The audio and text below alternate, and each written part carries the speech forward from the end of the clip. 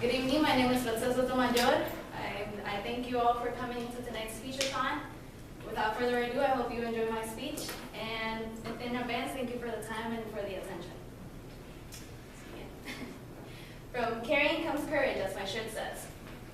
Recently, there was a massacre inside two mosques in Christchurch, New Zealand, where 50 innocent Muslim lives were claimed by white supremacists. It is the deadliest attack in New Zealand history. Back in the summer of 2016, at a gay club in Orlando, where I'm from, 49 beautiful LGBTQ lives were lost, were claimed by homegrown terrorists. It is the deadliest terrorist attack in U.S. history since 9/11, actually.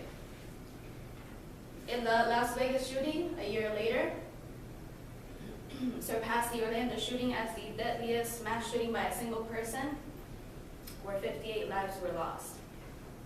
The FBI closed the investigation, finding no particular motive.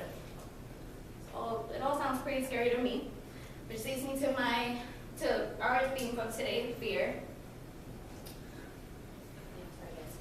With all the school shootings that occurred in the past year in 2018, not only did I fear for myself and my classmates and my professors, I feared for the vulnerable and the persecuted.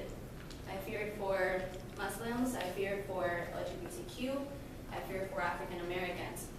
Mostly I fear for kids all across America. 2 children of immigrant parents, of detained immigrants, died of dehydration and exhaustion and poor care in the custody of Border Patrol.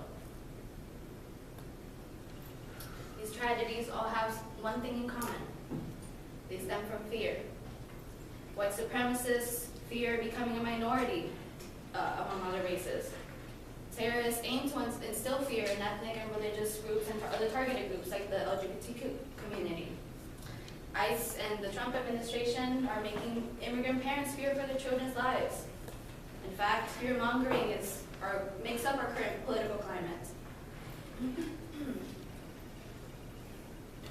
For these and many other reasons is why we need less fear and more courage. Fear makes us hide and keep quiet and be complacent. Courage makes us be braver and speak out against all these injustices and make a difference. In the face of these injustices, therefore, we should not be fearful, we should be more courageous. Los buenos somos más, as my fellow Hispanics would say, meaning that there are more good people than bad people. There's a saying by Desmond Tutu, who received the Nobel Peace Prize for his role in the opposition to apartheid in South Africa, that most of you must be familiar with, and I quote, "If you are neutral in situations of injustice, you have chosen the side of the oppressor." And I want to say that again to this side. If you're neutral in situations of injustice, you have chosen the side of the oppressor. Now I want to ask all of you, what side do you want to be on?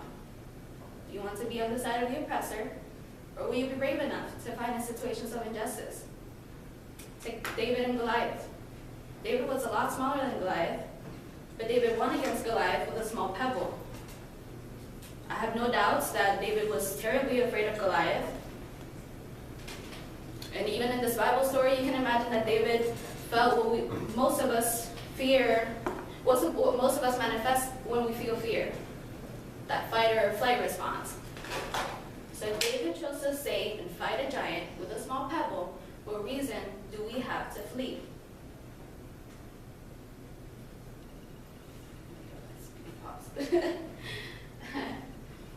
We do not have to actually fight with pebbles or fists, unless you feel compelled to punch a bigot, then by all means. But we can fight with words and actions. Walking away or facing the other way will only make us and others more vulnerable to fear. On the other hand, if you stand your ground and you stare directly in the face of fear, figuratively or literally, not only do you empower yourself, you empower others around you. What are some ways, can you think of some ways that you can fight injustice? I'll give you a hint. Using your phone. As simple as that. Most, or I assume all of you have some social media, Facebook, Twitter, Instagram. Use your platform to speak against hate speech on the internet.